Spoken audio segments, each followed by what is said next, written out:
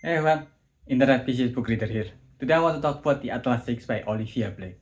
Despite most of my book videos on series getting almost as low as my videos covering non-fiction, I do still want to read more series. This time I want to go through Olivia Blake's trilogy. I've read two of her books. One is Alone with You in the Ether, which became one of my favorite books that I've read that year. Then there's one For My Enemy, which is basically Romeo and Juliet with magic that even if I do not enjoy it as much as Alone with You in the Ether, had its moment too. So I'm looking forward to the Atlas trilogy. The story starts with Atlas 6 introducing us to the Ptolemaic Royal Library of Alexandria. It is known that all of knowledge was once safe in the library, including magic. But the library, realizing the danger of being such a known well of knowledge, decided to purposely burn itself down so it can hide itself from public perception, so it can save itself from the danger of despotism and imperialism. From its ashes, the Alexandria Secret Society was born, an elite society that invited 6 people every 10 years so they can enjoy the knowledge that it used to offer to the world. The lucky 6 people will live and train for a year in the society, and 5 among them will get to join the society and stay another year, where they usually ends up in the highest places of power in the world once they're done, the politicians and the CEOs of the world. This decade, that habit did not change. Dalton Ellery, a member of the society, was telling 6 candidates about this story that was too good to be true but true nonetheless. The first candidate was Libby Rhodes. She was a student at New York University of Magical Arts and a very competitive overachiever at that. That's why she held a deep, undying hatred for Nicolas Ferrer de Varona for being at the top student spot with her at the university. But she graduated today and she decided that she lead a Nicolas life after today. They're giving enemies to Loverdrop, but Libby already had a steady boyfriend named Ezra. But for now, she had to endure sitting next to him as her parents sit in the audience, watching her graduate along with an empty seat next to them where her older sister, who have died a few years ago, should have been.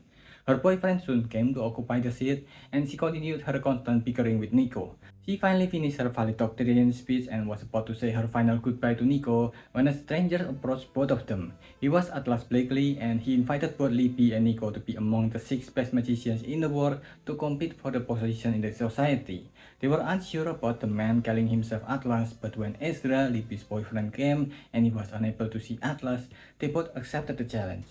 An hour later in Japan, we are introduced to Reina Mori. If Libby's magic is fire and Nico's magic is foam, Reina's magic is nature. Libby and Nico's power themselves we have seen as a burden that they need to control in order not to damage their surrounding, but they use their power as a tool to succeed in life. Meanwhile, Reina considered her power to be a burden over things that she wanted to do more, like read mythology, which is very relatable to me.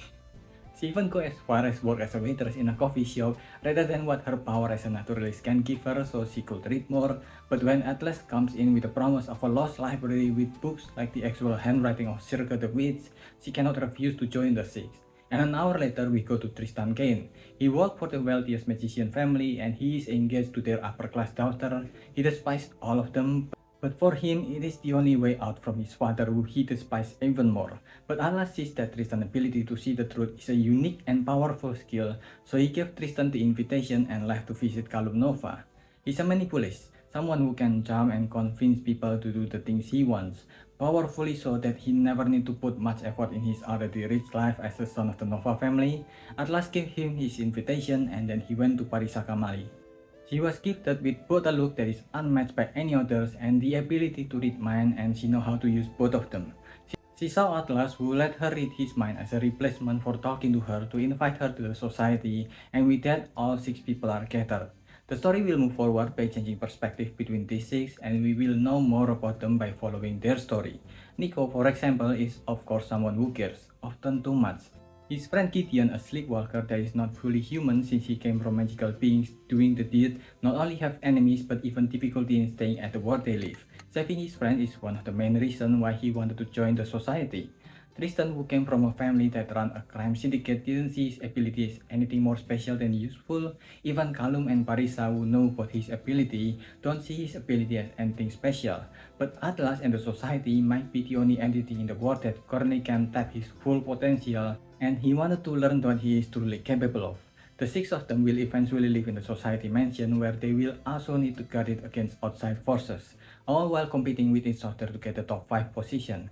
They have an interesting dynamic just based on their personality and individualism alone. Libby and Nico are fresh graduates and children compared to the other 4, so they are less cynical to the world compared to them.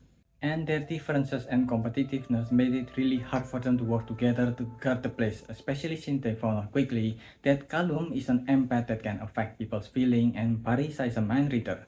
Quickly, Callum, Tristan, and Parisa formed some sort of a trio. Meanwhile, Nico decided to ask her arch-nemesis Libby to form an alliance with him because he needed to find information that can help Gideon, and he also formed some sort of friendship with Reina through their sparring session. But whatever groups they were making is immediately put to a test when on their first night, they were attacked by a group that came in using guns. Already the threat of the world is heavier than the other famous modern magic fantasy that avoided it to stay PG. Nico was shot, but despite that from this battle we can see how powerful his magic is and also Libby that can compete with him. We also see some background from Reina seeing how good she is at hand to hand and how useful Tristan's ability to see through illusion. Meanwhile, Callum had convinced his opponent so easily. He pushed their assassin until she killed herself in front of Parisa that he genuinely scares her. And together they easily overcome their attacker and they went on together with their research and competition to be the 5 chosen people. And because of the wealth of knowledge that the library have, they managed to accomplish so many in such a short time. From a small wormhole that functioned as shortcut to the kitchen, to Tristan finally learning the true function of his eyes a little bit and managed to see time helping Libby stop time for a while. Nico, with the help of Rina's ability to read ancient language, managed to find ways to ward off Olivie, the immortal mermaid that is Gideon's mother, even if he had to have Libby help her so he doesn't kill himself in the effort to make the war on his own. We know more about the characters from a lot of this skin, including in the fight, and we know more about them through their life in the society halls, but Parisa, who have been working on her own to find out why they were there, all 6 of them found more and more evidence that there might be an ominous reason why there were 6 of them there, and why only 5 can go on to study in the society more guarded knowledge. And from what she found out, it is almost ritualistic why there were 6 of them and the one which eliminated might be an actual human sacrifice that enables the continuous ability of the society hidden existence. The Dark Academy fight to the story is really strong in this one, not only the plot for murder but also the murder that has happened in the past. At first, there's almost none of the class exploration that usually follow a good Dark Academia a la the Great Gatsby. It was only revealed once the enemy of the society approached everyone during their holiday when they were forced to get out of the mansion for the weekend. They claimed that their aim was to free the knowledge from the Alexandria Library so everyone can access them instead of only select few elites. They also seem to know more about the secret of the society, and the forum told them about what Parisa have already known, that they will need a sacrifice to fully enter the society. This has such an interesting storytelling. It's like Death Note, because of the change in perspective each chapter we know about their thoughts on themselves and on the other 5. It's Cloak and Dagger, but Dagger is not particularly Cloak. But that only makes them even more interesting because of how well clearly written everything is. Every twist and turn, every decision and indecision, every scheme will leave you wanting for more. This is such a good start to the series and to a trilogy. The writing is a showcase of mastery of the English language and the character writing is immaculate. You can really tell the complexity of each character, their differences, their flaws, their insecurities, their motivation. The story is not about heroes and villains like a lot of modern fantasy usually are, but it shows you how broken the world is and how broken the society is and how broken the people who choose to stay there are. Something must be done in order to realign those broken things, but at what cost? And that's what the first book is. A story that put the question at what cost, but in such a deliciously written story. While I am of course hoping it can give a satisfying answer to its own question in the next 2 books, for now, honestly, I give this a 5. What do you think? Let me know if I missed anything, so leave your thoughts in the comment below and subscribe to the channel. That's about it. See ya.